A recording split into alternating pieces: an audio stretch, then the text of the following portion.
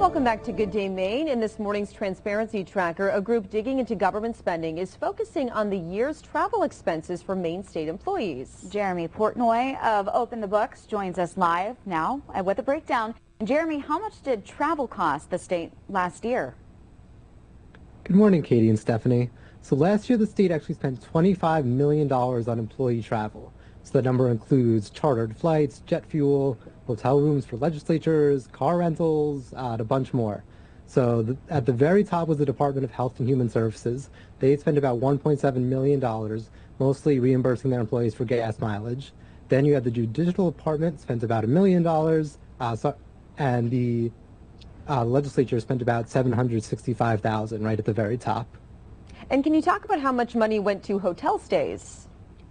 So hotels cost just over $1 million last year. The three biggest bills were all from the judiciary.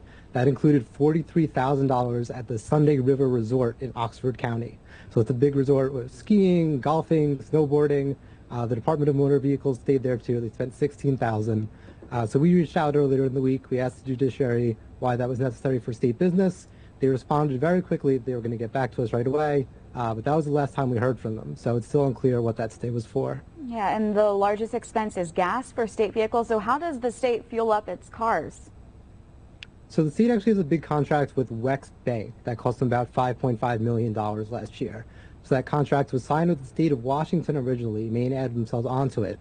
But it gives the whole Maine employee force these fuel cards that they can use where the state of Maine can track their spending, set limits on how much gas they can use.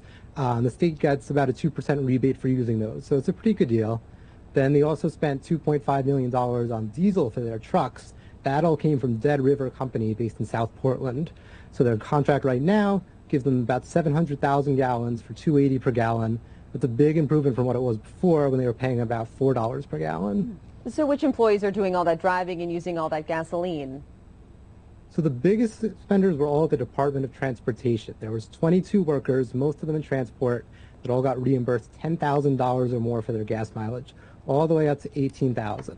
Then you've also got flight bills, 21 people that racked up flight bills of $1,000 or more. So that was a decent sized expense. We also just saw a raise to the gas mileage reimbursement from 50 cents to 54 cents per mile.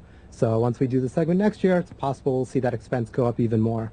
All right, Jeremy Portnoy with Transparency Tracker. Thank you for tracking this for us. Of course. I'll see you next week.